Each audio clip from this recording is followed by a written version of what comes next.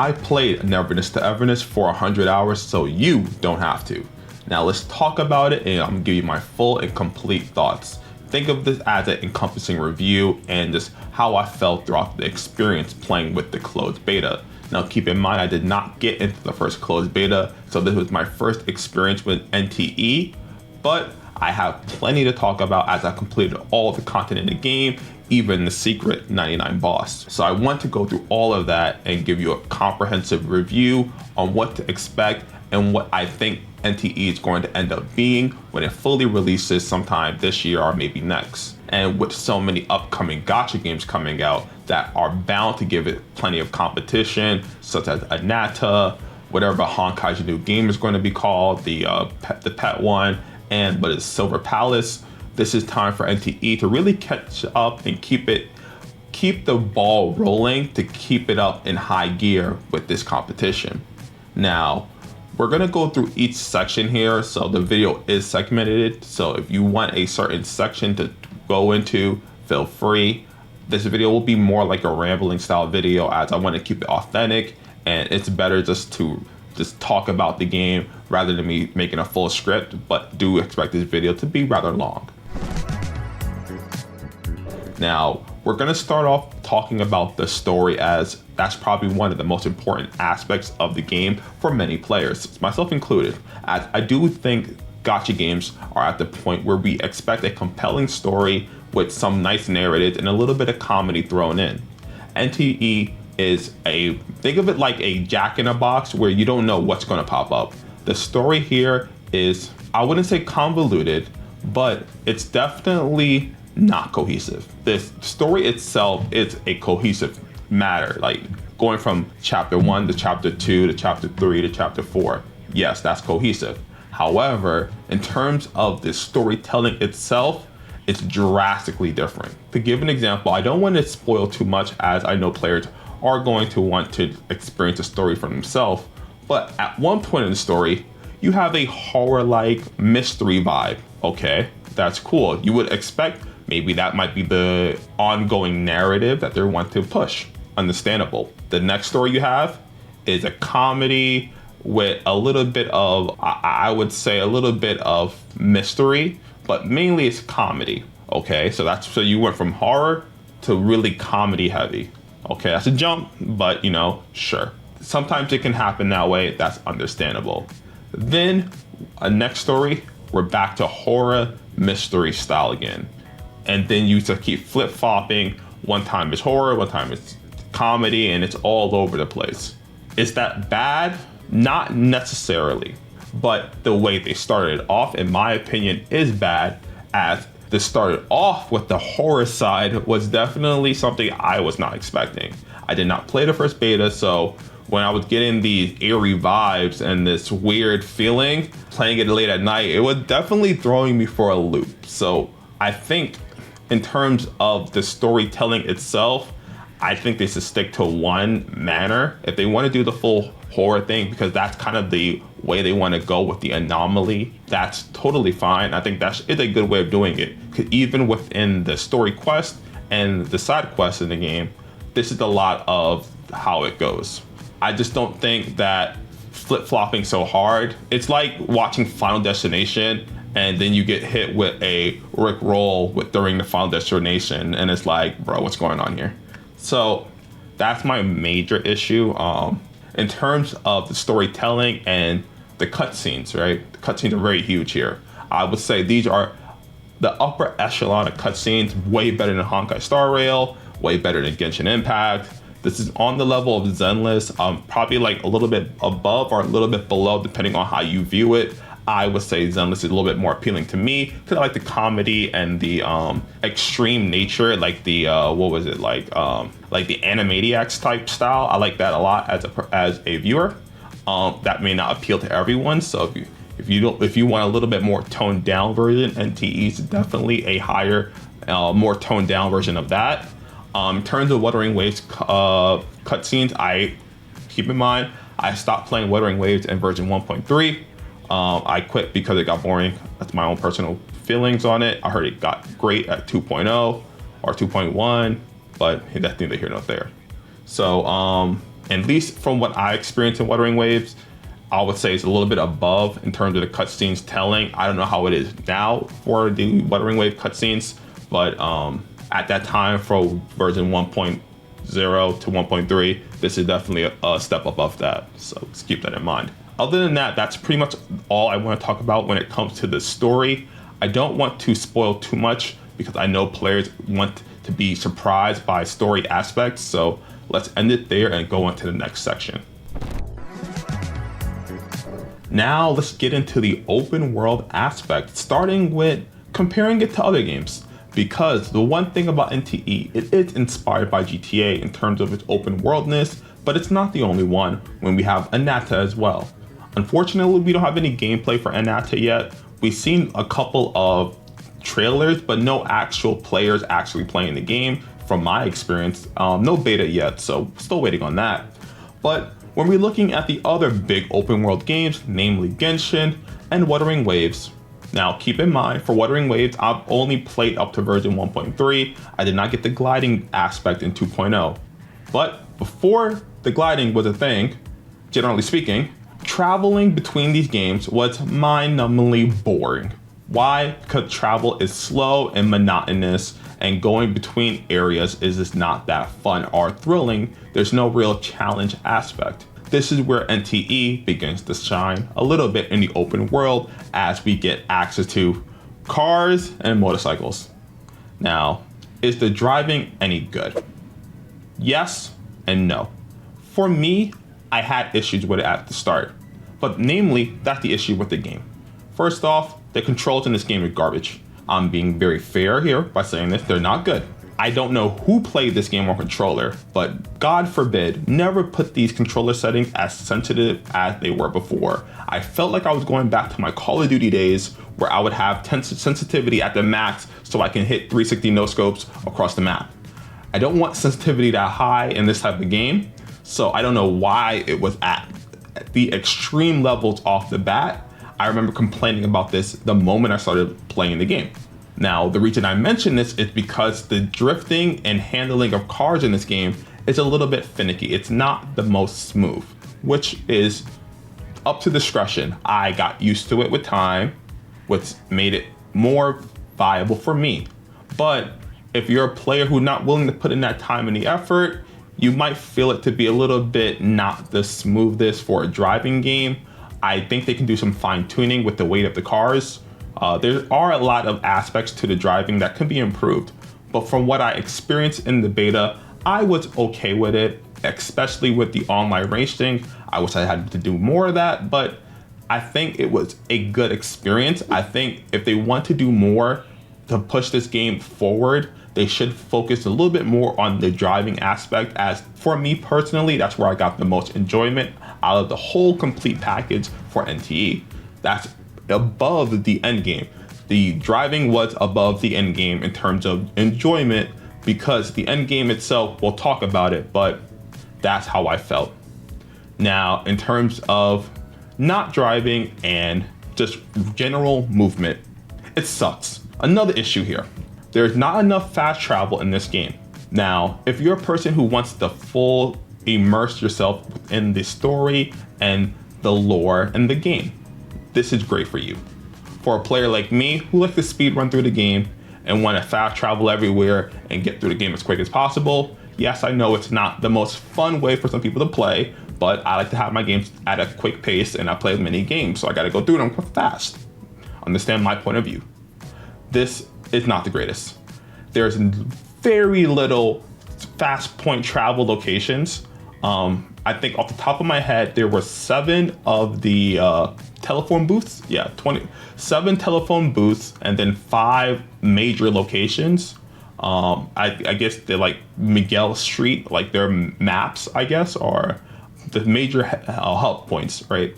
So that is not enough. You can also teleport to your rooms, wherever you have a house at, but I felt like there were core areas in the open world, namely one of them being the fortune teller shop that you have to walk to, and every time you spend maybe 2 to 3 minutes just to walk there, and you have to visit this area is consistently. Think of it like Oculus, But instead of teleporting to the statue to drop your Oculus, no. You teleport to the statue, then you run 3 minutes, and then you can deposit your stuff. That's awful. Genshin had it right from the beginning. Why am I doing that? Like at least give me a teleport part to the to the location. Don't make me teleport to this location and run 3 minutes. That's not fun. So I think in that aspect, they really need to adjust the quality of life and teleporting to key areas. They're too spread out far apart, and there's not enough. So that's my thought. Not to mention, Genshin had this issue. You cannot put a marker on a location where you want to teleport unless I didn't find the item yet. There was no item I've seen. Maybe I'm wrong, maybe I'm mistaken, but there was none. So for me, I just did not like that. And I think that they need to fix that because these are issues that Genshin had in the beginning of the game. And I shouldn't have the same issues, as they should learn from their competition and just not repeat the same issues, right? We're not talking about bugs. Trust me, I'm gonna have a whole section for bugs. But in terms of the open world, I just want cohesive and a quick experience, especially when you don't feel like driving all the damn time. Not to mention driving some vehicles, they want to keep it immersive. So vehicles that are not the moped must be called while you're on the highway or street. That's okay, but I would like the option to have the motorcycle be called in the regular location if I want to. Yes, you can have the immersion and they can be called on the street, but I would like the option to pick the motorcycle up when I want to. That's just me personally, I feel like, I don't know if there's limitation on the game why they can't do it, but I know they can do it with the moped. I don't see why they can't do it with the motorcycle. The cars, I fully understand, that's ridiculous, but the motorcycle should be doable, in my opinion. I think that covers most of the open world, but if I don't cover everything, I'm doing this kind of off the riff. There's no script, so if I missed anything that you find to be important, let me know in the comments down below, and I'll try to address it and give you my full thoughts. In terms of the overworld's aesthetic, I think it's okay. I don't think it's groundbreaking by any means, but we're still yet to see the full completed open world. But for what it is right now, I think it's fine. I would like a little bit bigger beach points. I think they're a little bit small. Other than that, I would like a little bit more events that you can do in the open world right now. There's not too many from my experience. Mainly it's racing people, but like volleyball or like stuff. This might be things they add with events in the future, which we'll go into the events next. But right now, I would like to see, a little bit more. Right now, it's just not too much. You're mainly just go from point A to point B, and that's about it. Could be a little bit better. Now, before we jump into the combat section, there was a couple of things I forgot to include in the open world, namely stamina. This is going to coincide with combat, but the stamina gauge outside of combat wasn't too bad actually. I found very little times where I had 0 stamina. However, this can change on the official release, so to keep in mind, there is a stamina bar, but I had no issues with it. But I wish they didn't have it at all, but I can understand that they were trying to limit, I guess, abuse of dashing, maybe. I don't really understand from my personal experience because I was still dashing a ton. I never really thought too much about the bar itself, so I don't know why they still had the stamina bar, but it could be one of those trends where they just copy everything so hard that they didn't really understand that, it's not really needed in this type of game. There is a thunderstorm at the time of recording this video for me, so just ignore the godly strike that Zeus is dropping down on us. Funny enough, I didn't mention the funniest part of the open world is the star system. Just like in GTA, you can, as you do bad actions in the open world, whether it's hitting enemies, stealing items, stealing cars, you build up a reputation. And once you reach the max reputation of 3 stars, you get into a battle with a very big enemy. I don't want to spoil the enemy as this is the super boss in the game. So if you're looking for a challenge, this is going to be your guy, especially early on, as I believe he's always going to be at a certain level. So it doesn't really matter what part you are in at the beginning of the game. I can already see the videos of someone take an hour trying to beat this guy. So good luck to that poor guy who decides that they want to be the first one to kill it at level 1. So that's how I feel about the open world. I know I keep saying I'm done with it, but that should be everything, I hope.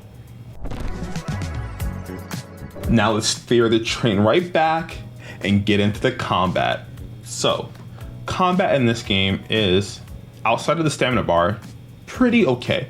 I found not too many issues with it once I fully got a better understanding, but at the start, clunky and slow is the best way I can describe it. Why is that? It's namely the active frames and the startup frames on attacks. If you don't know what startup frames are, it's when you initially hit the button on an attack, namely the X button in this case for me, because I play on Xbox controller. The time it takes for that attack to initially come out is the startup frames. The active frames is when the hitbox is out. So when an attack is actually able to deal damage, it's the active frames. The issue in this game is that the startup frames are very, very long, meaning that if you're timing your attack to hit a parry, you have to hit the button before the parry comes out so that your move is active during the parryable window. Why? Because that's how they have this damn game. Now, some characters have shorter active frames on their initial attack than others, as it's a gacha game and everyone's attack is not going to be the exact same. But on the main character who I used, I found them to be rather slow. I've gotten more accustomed to it throughout time playing the game, but it's definitely something that I find that should be a little bit more fine-tuned or given more active frames so that it's easier to land perfect parry windows within the window that they're talking for. Now, you do get plenty of time to hit the perfect parry, but still it's not that cohesive or great in my opinion, especially if you just start playing the game. It's going to feel buggy and like it doesn't really work the way it should. So just keep that in mind. From my experience, I had much better success using my skills to counter rather than the actual basic attacks. Now, when we're looking at the attack button layout, it's very weird in this game. Namely, there's a 3-button system. A is your jump button, X is your attack button, Y is your ultimate button. But for some characters, or some abilities, in some cases, they get access to a 4th button, namely the B button, which can activate a myriad of different effects. This is, I guess, their secret option to do another additional attack. It's not universal, so not every character will have a attack in that B slot, but some characters will have it and some characters won't have it, which it's kind of weird. It's not like, I'm pretty sure many players when they first start playing this game, they won't even realize that that character has a B attack skill, because the way they describe it and explain it in the game is not the most cohesive to people to learn. In terms of actually learning the names and the accurate ability, it's very hard. And speaking of abilities, just reading the character's introduction to their skills is, you need a doctorate degree to understand what the hell's going on. And speaking of understanding what's going on, the difficulty in this game with certain events is actually extremely hard. I didn't want to talk up and bring up events, but we're talking about difficulty. It's not the combat that is hard, it's the events that are hard. There's some anomaly events that are extremely ridiculous and convoluted. Like, you need guide. You're going to need a guide when you play this game. That's guaranteed. You will need plenty of guides on everything in this game. It's so hard. A lot of it is not explained thoroughly enough for you to understand what the hell is going on.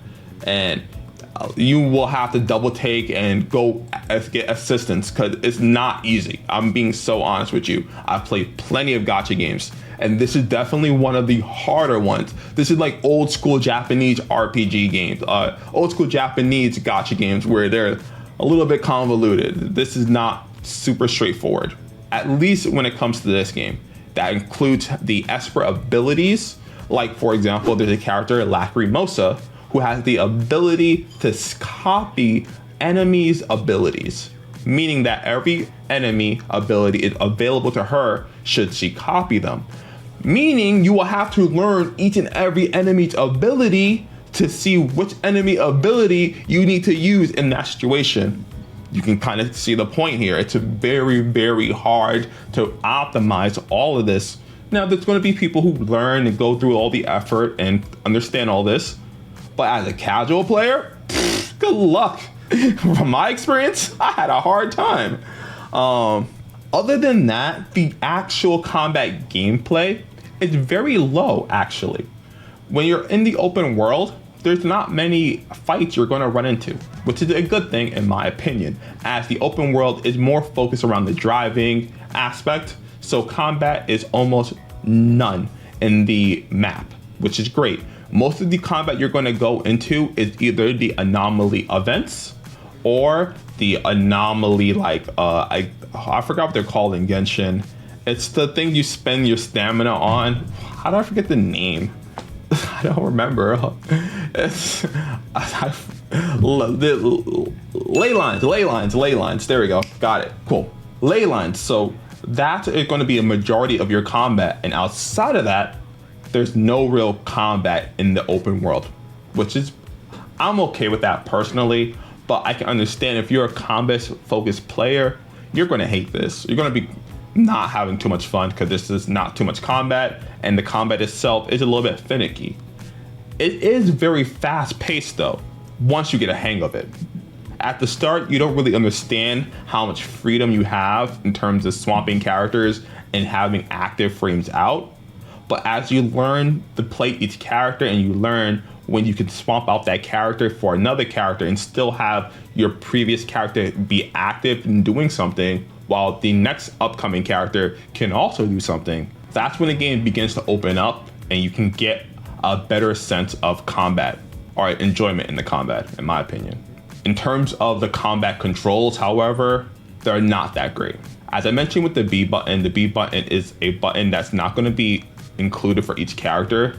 However, some characters also have weird combination of skills, and just in general, the actual control scheme can be kind of off for certain events. So I think that we need more customizable controls.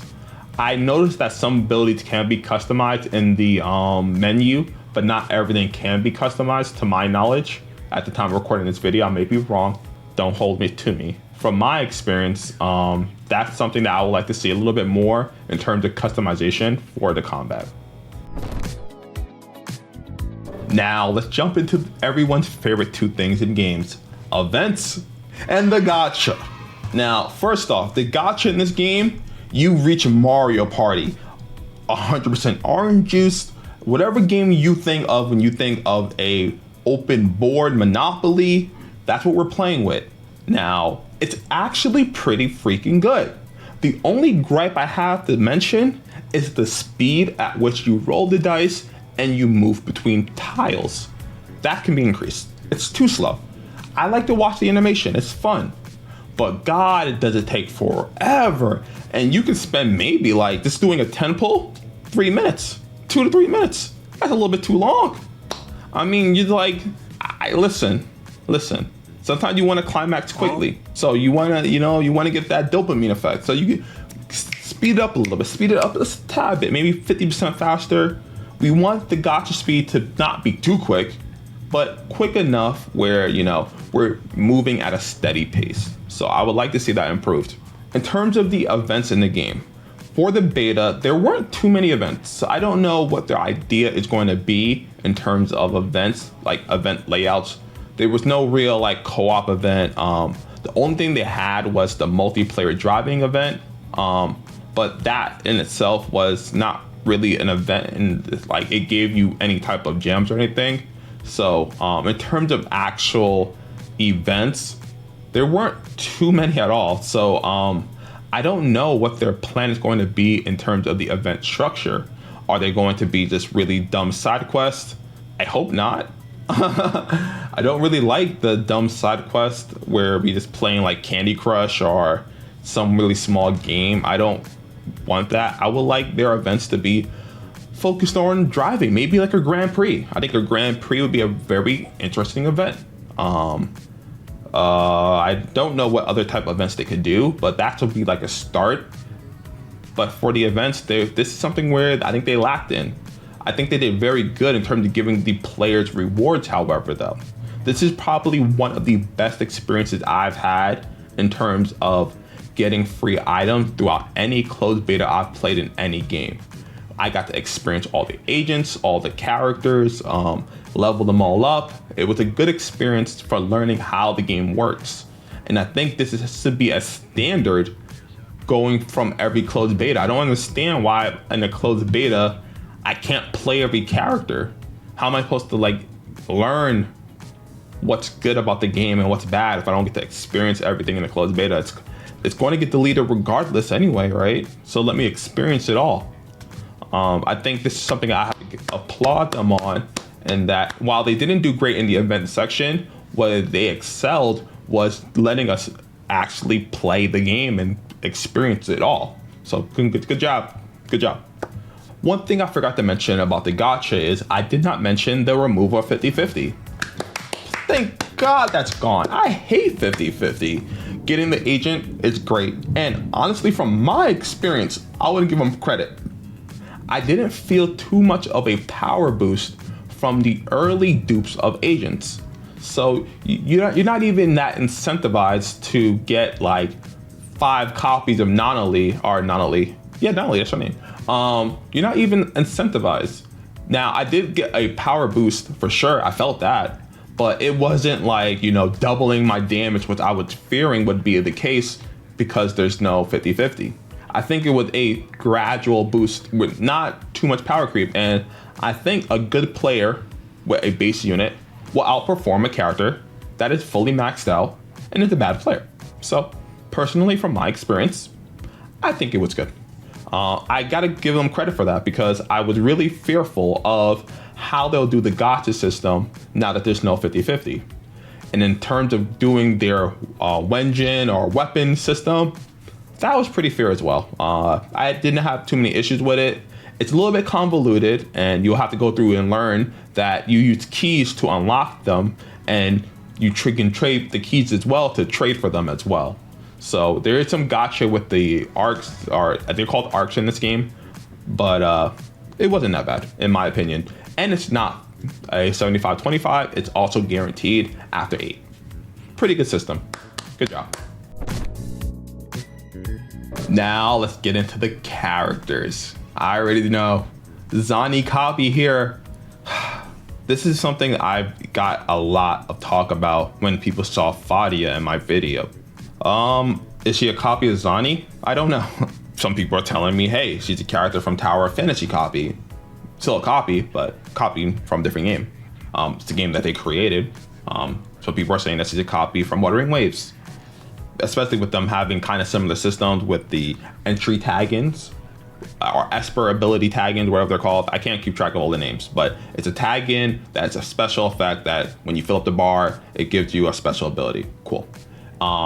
That's a thing alongside, other characters being similar to other characters in the game. You got Bai-chan looking like Sunday, and, from my experience and how I feel about the character designs, I think they're okay. Personally speaking, I don't think they're anything exceptional. I don't think they're anything groundbreaking. They didn't break any water. They're okay. They're serviceable characters. I didn't think any character was so appalling that I just didn't want to look at them. Nor did I think any character in this game was like, oh my God, I love them, other than Hotori. Hotori is the character I like the most, but generally speaking, it's kind of generic amongst many other girls that look just like her with the whole kimono and the umbrella and blah, blah, blah, blah, blah. So nothing too crazy for me, but that's okay. I don't think it's that bad. And if you're a person who really just goes for characters only, this might be something where it makes or breaks it for you, which I understand. Next, gameplay characters, right? As I mentioned, Wuthering Waves, Zani, I don't know about all that. I'm not here to say that they plagiarize or anything.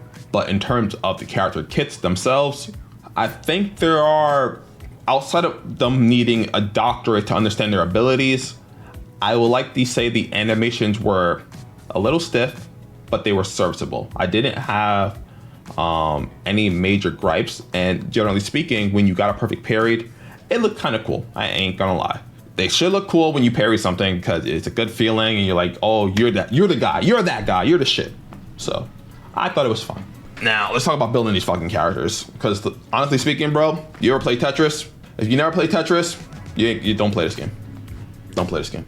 You're gonna hate this shit, because if you thought artifacts were bad, you thought drive discs were bad. funny. What is it called in Wuthering Waves? I don't remember. The minions. I don't remember the damn name of that shit. But this is the worst. This is the worst leveling system I've seen in my life. They got you playing Tetris now. You take a grid and you start taking Tetris pieces and you line them up and you get the optimal piece.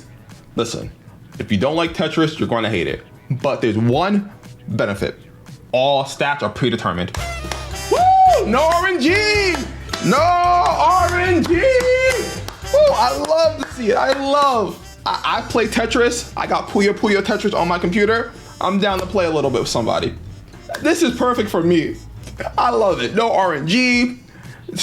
I don't have to worry that I didn't roll 5 slots into crit damage. I didn't roll 5 slots into critical rate. That's all removed. The only RNG you have is on the initial stats. Other than that, none. Thank fucking God. Oh my God, bro. It is the most infuriating thing. You spend all your energy, all your resin, all your stamina, all of it to get this godlike piece, and it rolls like trash. Brother, man, dude. That is the most infuriating thing. That's more annoying than missing a 50-50, bro. I'm gonna be real with you. And if you miss it twice, kill me. Just kill me now. This has completely been alleviated in this game. And good job. That's 2 issues gone. Gacha and upgrading. God, good shit, bro. Good shit. This is gonna be an issue for everybody though, because that might not be so fun. Some people, they chase the thrill. They are people who like the suffering. They want their balls stepped on. They want to suffer. They want that 50-50, because they win, you lose, and they're happy. This is going to be the issue. Some players will find this a great system because it's consistent. Some people will find it a boring system because there's no variety. There's no make or break system. This is something I've played in PSU. If you don't know what that game is, it's called Phantasy Star Universe. In that game, you can upgrade a weapon. You can upgrade it to 10. However, every upgrade, the percent goes down. And should that weapon break, you will never get that weapon to 10. And if you played that game, you know how bad it felt. It felt bad. You get to 9 to 10, you got like a 30% chance, 40% chance. It breaks, never see 10 out of 10. I hate that system. But it gave me the most euphoria. I was the most happy when I hit a 10 out of 10. So that's the issue with this game. You'll never hit the high, but you'll never hit the low. So you're stuck in the middle. Some people are gonna like it, some people are gonna hate it. Because it doesn't, if you're a person who's going after that high, you'll never get in this game. So is that enough to keep people stuck to this game? Probably not, right? Just being realistic, as humans, we're greedy. We're all greedy in our own ways. And this is one of the greeds that we're losing. So just keep that in mind. Outside of that, leveling up characters wasn't that bad. They gave you tons of mats in the beta, so, you know, I didn't have too many issues with it. I would like to say that the arc system was pretty okay. I didn't really fully understand everything in the game, if I'm being honest with you. There's a whole bunch of jargon thrown in here, like they just throw words and shit and it don't make sense to me.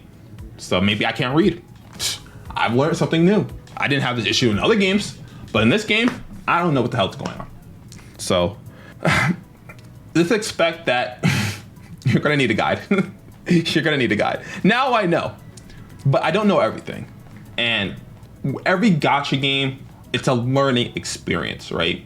Like, I'm not gonna make a guide on the game now. I don't fucking know everything, right? I don't know that much. But as we play the game more and more and more, we'll get a better understanding. We only had 2 weeks with the game now, and if you look at any gacha game video within the first 2 weeks, they're trash because you don't know shit. So just keep everything with a grain of salt. I think the inventory in this game was pretty bad, actually. I didn't think there's a lot of issues with the way that they have the scroll wheel. So this is like the encompassing thing, the quick menu. That's an issue in itself. I think the way that they give you access to changing it is not the greatest. That you have to, I had to look through all the damn menus, like I was like treasure seeking to find where the hell to get it done. So I think that's also could be fixed on. But generally speaking, the team building, it's very focused on elements too. Certain characters want certain other characters. Maybe not the character itself, but the typing. For example, let's keep it simple. This cryo character wants this pyro character. This pyro character wants a lightning character. It's called lightning, right? Yeah, I think it's called lightning. I forgot. I'll play Gacha in a minute. But lightning, and he wants anima, right? So team building in itself, it's kind of already done for you because the characters want certain things to get the additional benefits. Think of it like in Zenless. Agents have additional abilities locked by having certain characters. Same thing here. I have a whole complaint about this damn system in general. I don't think why my character getting benefits. Why are you building my team for me? Hold up. You're taking all the brain power out of the team building by telling me what characters to run in my team. I have an issue with that. I may do that as a rant video. But for here, it's okay for now. Just know that when building out your team, it's very simple because they want certain characters and you just pretty much follow their flow chart and you'll be fine. Pretty much. Finally, we're on to the end game. The end game of the video and the end game of this story. Honestly, it sucked. I'm gonna be real. I posted the video. It's not that fun. It's copying Genshin, Abyss. That's it. Nothing new, nothing unique, nothing special here. I would like to see Endgame be a driving game. Fuck it, who cares? Do something different, you know? Endgame, you know, get 3 stars, fight the boss, something different. I don't know. I think just copying Genshin is just not going to be it for the endgame. I'm being so honest with you. It's boring. Every fucking game is copying Genshin. Do something different. Even Genshin shit is played out. So how you think your game's gonna be able to do that only and it'd be fine? It's not gonna work. It's not gonna work. And I understand if you wanna focus on the open world, that's fine. Ignore the end game. That is okay, that's fine. But then you need to add more to the open world. Straight up. You gotta do one or the other. Open world is not fleshed out enough. There's not enough open things to do in the open world. Or you need to make more end game stuff to do. The game's already doing it. Just copy their models. That's all you have to do. Right now we have the split. That's okay. Now we need a 3-team one. Something where, you know, we fight bosses maybe or something, or I don't know. Keep in mind it's a beta. There's plenty of time for them to add more stuff to the end game. I don't know what their goal is as a company. Are they gonna focus and prioritize end game? Or are they gonna prioritize the open world? In my opinion, I think the open world is more important than the end game in this game because I don't think the combat's that great. I don't think it's bad, but I don't think it's going to sell it to anyone because you have much better combat systems in Wuthering Waves, right? If you wanna play a combat game, just go play Wuthering Waves. Why are you gonna play NTE? NTEs, the difference between NTE and Wuthering Waves is one has cars and buy motorcycles and one does not. That's the difference. So focus on what you're doing good. You already have a Nata as competition. So the issue with NTE is that they already have a direct competition with Anata, meaning that if Anata beats you in either open world or endgame, you're already taking a massive L. So if you split yourself so much between both, you're not really going to excel in any. And strictly speaking, there's already better combat systems in other games. So why would I play this game for combat? Like, generally speaking, they should focus on the open world, in my opinion, for the most value. If they want to get the most players and the most retention, keep playing this game. It's multiplayer, and it's going to be focusing on the open world. The combat, the end game, is just not that important right now for this game because it just didn't have much substance. You just fight enemies, you use 2 teams, you get some buffs here and there, and you know, it's nothing new, it's nothing creative. Creative is what's going to push the game forward. Either that or you have to make that much of a better product than your competition. And right now, their product is not on the same level as Wuthering Waves in terms of the combat. Open world, they do have a great product, but it's still not that refined. So that's how I feel when it comes to their end game. I already showed off the end game gameplay in the previous video, so I don't see I need to harp too much on it. This video is probably like 50 minutes long as it is, so it's a lot of talking, a lot of rambling. I ramble. Guess what? Rambling is cool. Nothing wrong with rambling because that's how we really talk in person. So I don't understand like why people like... You're rambling in your video? Yeah, because that's how people talk. So let me know what you think in the comments down below. I did not talk about everything. I didn't want to make an hour-long video, you know, hour, 30 minutes or whatever. I didn't want that. I wanted to keep this video not too long. So let me know how you guys feel. I'll take all criticism. If you have any questions, anything I missed, leave it in the comments down below. I appreciate all of you for watching this video. It's a lot, so thanks, and I'll catch you on the next video. You thought this video was over. The end game. I am stuck in the wall. There's a bug in the system, boys, and there's plenty of them. Let's talk about the reality of this game. That's a conclusion. One thing about this game that we need to address is that it's going to be a buggy mess. No matter how good this game comes out, it will be bugs everywhere. In the betas, they're all bugs. In the second beta, it's all bugs. In Tower of Fantasy, it's all bugs. You really have to go into this game expecting plenty of bugs. You went into Sonic 06, this is the same experience. Is that going to be an issue for players? Yes and no. For me personally, I'm a Sonic player. I play all the Sonic games. You may not see it, but you can see the Sonic statue behind me. I'm a Sonic fan. So for me, this is okay. I'm fine with it. I don't mind bugs. It could be funny. You could be driving down the street, whip a really nice one, and then you're in the water because you know you fell to the floor. And you're gonna fall to the floor a lot. So let's keep that in mind that yeah, for those players like myself, it's fine. Now, if you're a player like you're playing a little bit of Honkai Star Rail and you maybe get stuck in a location, or you know, you click on something and nothing pops up, and that drives you nuts, avoid this game with a plague. If you are not able to accept the fact that an open world GTA style game is going to have bugs, clearly you never played GTA in your damn life. Because that game is buggy as shit. And this game is going to be the same fucking way. Accept the fact there's going to be bugs. People are like, oh, there's so many bugs in the game. There are bugs everywhere. Yes, it's GTA. They're all buggy. They're all buggy games. Have you played a fucking GTA game? Like, what do you expect? I just want to be realistic with people. Be realistic. Gacha games are all buggy, bro. They're all buggy. This is just another level of a buggy game because now you have to travel quickly. This is something that people don't understand when it comes to Sonic games, so we're gonna talk about this game as well. Games with fast movement are more buggy because they have to load more shit. So you're either gonna deal with one or two things, poppin' or buggy. Hopefully it's not both, Sonic Frontiers, but generally speaking, it's one or the other. You got your poppin' or you deal with your bugs. It's gonna be that way. It's a realistic expectation that we have to go in with this game.